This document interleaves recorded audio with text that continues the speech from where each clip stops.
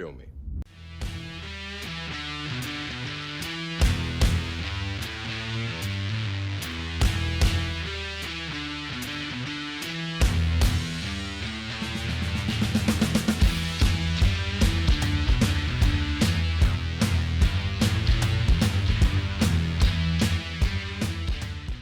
Alright, let's get weird. Hello everyone, Martial Arts Film Freak here, and we need to talk about something that has been bugging me for about 7 years now. Something people have been ignoring for about 7 years. A moment from a Tony Jaa movie, the 2013 Thai action film, The Protector 2, or Tom Yong-goong 2, if you want to get Thai about it. Yes, I am making a full video about this 2-minute moment in a 1 hour and 44 minutes movie, instead of just reviewing the whole movie. But you don't understand. You don't understand how bizarre this moment is. And it is something that is real, completely real. It happened, and no one ever talks about it. But first, some backstory. Tony Jaa, if you are unaware, and if you are on this channel, you are probably aware, was, and for many is still, one of the biggest martial arts action stars in the world. He broke out onto the scene in the 2003 film Ong Bak Thai Warrior, and then followed up soon after that 2 years later with The Protector, or the Thai name Tom Yong-goong. Both films featured some of the craziest, most full-contact, hard-hitting fight scenes we've really ever seen, and even since. And it's, it's been well over a decade, and nothing has been like that devastating. And it wasn't just the fight scenes, the stunts were incredible. All no wires, no stunt double, not really any green screen whatsoever, and just Tony Jaa doing things that it doesn't look like the human body should be able to do. In The Protector, Tony Jaa played Kam, who is this sort of farm boy kind of character, who his family had elephants, mostly one elephant who then had a baby elephant. Tony's father was the protector of the adult elephant, and Tony was the designated protector of the baby elephant. But one day, both of them got taken. They were elephant-napped. Elephant-napped. And it was up to Kam, Tony Jaa, to retrieve them. Simple plot, it's essentially taken, but they're elephants, and it's better. And Tony Jaa has to, he's got to get those elephants back, and what leads to just incredible fight scenes, incredible stunts. There's particularly one fight scene in which Tony Jaa takes on this gang of like BMX riders and rollerbladers. It sounds weird. It was 2005. That kind of thing was cool back then. And just the stunts, the fighting, the ways he would like evade them, jumping from like through like train windows and doing like a backflip to a handstand. Just things that Tony Jaa could do that at the time it seemed like nobody else could do. The film is also like critically praised for this one scene in which Tony Jaa fights up this spiral staircase, and it's all one take, and it looks brilliant, and it is brilliant because it's awesome. This movie is just incredible. If you haven't seen The Protector, it's one of like the staple martial arts films of the century. Over the next few years, Tony Jaa made sequels to the Ong Bak films. One of them is incredible. I love it so much. The fighting is just as good, if not better, than the first Ong Bak, and the other is Ong Bak 3. It's fine. It's fine. After that, Tony Jaa disappeared for a few years. He went to be a monk, and then he got married, and there's not a lot on him at that point. He was really off the grid. I've asked around to a couple people, and they don't know, people who have spoken with Tony Jaa, and they're like, no, we don't talk about it. So yeah, no one knows where he was for a couple years. But then news started to buzz. News started to sizzle like bacon. And that was weird, I'm sorry. And there was news that they were doing a Protector 2, which is amazing. The Protector is a near perfect film. Anyone would love a sequel to this. And we started hearing that, who was it? The RZA was involved, which, fine, the RZA's cool. Maurice Crump was cast in it, and everyone's like, who is Maurice Crump? And you start looking up videos of this dude doing martial arts, and oh, Maurice Crump's a badass. This is going to be great. And Zhizha Yanin was also in it. Zhizha Yanin, if you are not aware, check out the films Chocolate, Raging Phoenix. Some people enjoy This Girl is Badass. I'm not really that much of a fan of it. But Raging Phoenix and Chocolate, yes. She was considered the female Tony Jaa, so the idea that Tony Jaa was going to fight alongside Zhizha Yanin, they were going to fight back to back, and it was going to be incredible. Anticipation for this movie was through the roof, and nobody thought to ask. What if the movie sucks? And suck it did. Really, really hard. It was... Oh, God, it was bad. Disappointed! The Protector 2 was bigger, but that hardly meant better. In the first movie, it was practical sets, but the second is wrought with just obvious green screen everywhere. There's like a scene where he's running over rooftops and like there's like he jumps over like a set of train tracks or something and he runs on a billboard and it's just all it's all green screen and it's hideous. In an effort to one up the BMX scene in the first movie, he takes on like a bunch of people on dirt bikes and it's fine, I guess. It's entertaining if you're into it, but God, it's just nothing. There's a decent fight scene in a room engulfed in flames, and of course the flames are all CGI. Yeah. And the excitement of Zhizha Yanin was forgotten, because she gets like a little bit to do, but nothing that you would really go crazy for. Why is she there if she's gonna barely get anything to do? However, one highlight of the movie was Maurice Crump. His initial fight with Tony Jaa is very cool, and it's only a taste of, like, excellency for things to come. Kinda. And how excellent their fight was, their later fight. It was excellent. Bad. It was bad. Now, I love when, like, my favorite things cross over. I'm a wrestling fan. I'm a Star Wars fan. Sasha Banks was just on The Mandalorian.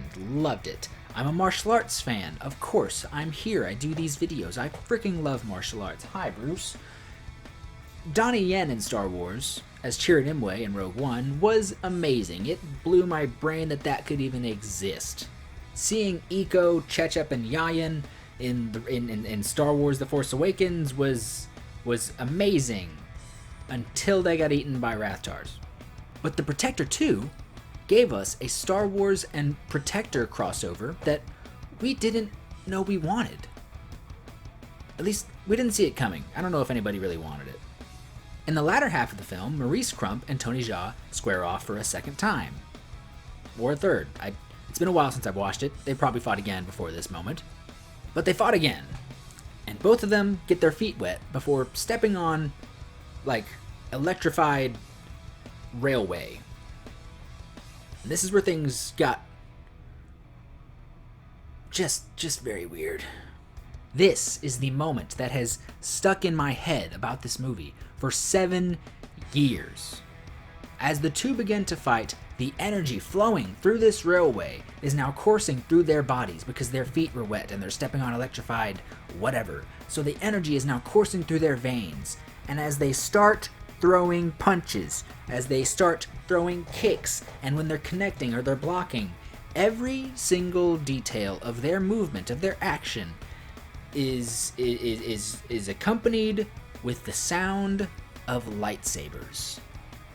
And it's not a similar sound. It's not like, oh, they came close. No. Any Star Wars fan would recognize as soon as they, like, you could be out of the room and you could just hear and you'd walk in and be like, are we watching Star Wars? No, we're watching The Protector 2. Lightsabers swinging through the air, connecting like it's episode 1. It's a lightsaber sounds.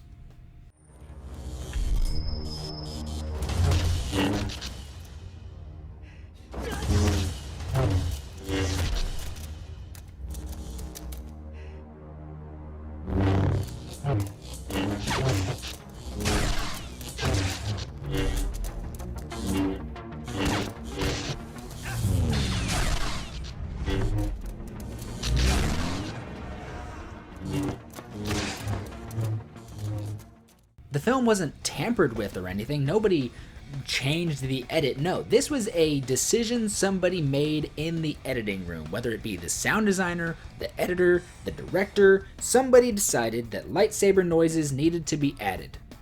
And I love it. I love how bizarre and out of place it is. Because this movie is very bland.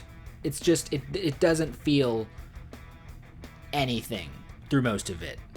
And the fact that this movie decided to make a decision so completely outlandish is brilliantly dumb. My reaction was one of the strangest reactions I've ever heard. By this point in the movie, I am so heartbroken at how bad it is that my face is numb. I am just stuck in this mode of...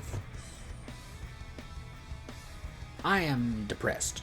Many years of anticipation rotted away to my core.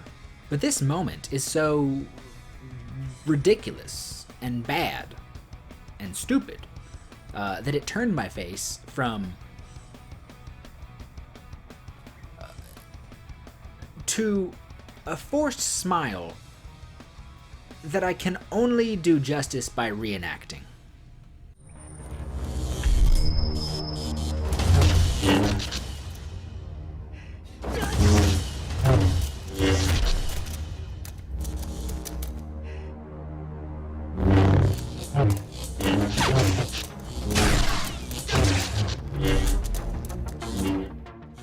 Tony Jaa has been in Fast and Furious movies. He fought Dolph Lundgren in a fight scene that ended up being way better than anybody saw coming in Skin Trade. He cameoed in Thai comedies, The Bodyguard and The Bodyguard 2. He has a really weird cameo, I should say, in Never Back Down 3. And he has been in plenty of just not good Chinese films. And somehow, his most baffling scene is from his own franchise, the sequel to a film that is massively respected with both martial arts fans and just movie critics in general. It's just one of those movie decisions that feels like inexcusable. It felt like something out of Airplane, or Hot Shots, or Naked Gun, or Hot Shots Part 2. In fact, I'm pretty sure Hot Shots Part 2 has a Star Wars scene. Now, I am the master. I'll be the master of evil, Saddam. But it's a moment that just doesn't fit. It's a moment that lasts about 2 minutes and just has nothing to do with the rest of the movie. This happened 7 years ago, and no one ever talks about it. Every time I see someone post about this movie, they post about the Maurice Crump fight scene. Fair enough, it's a cool fight scene. Or they just talk about how much they love the movie, which, you know, film is subjective. Objective. I mess up my subjective and objective all the time. It's subjective. Film is subjective. Film is subjective. Yes, subjective. The thing is, I know which ones they are, but as soon as you want me to talk about it, then it'll just get in my own head and I mess up. But film is subjective. It's all personal opinion. However, if you love The Protector 2, I do not mean to be a dick, but you are objectively incorrect. This movie is shit. But as I was saying, people post those two things. They post the Maurice Crump fight scene or how much they just love this movie. But no one just ever stops to talk about this moment that happens a little over halfway through the movie. Why is it here? Just anybody who watches this movie should be asking this question. But what do you think of this most bizarre Tony Jaa moment? Am I out of line on this, or is this as ridiculous as it seems to me? What do you think of Tom Yum-Goong 2? Do you like it? And if so, please explain in the comment section down below, because I do not get it. Is it Maurice Crump? It's gonna just be Maurice Crump. Do you like RZA?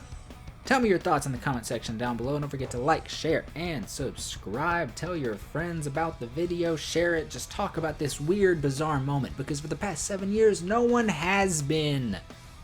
Like Martial Arts Film Freak on Facebook. Follow on Instagram. Thank you so much for watching, and have a good day.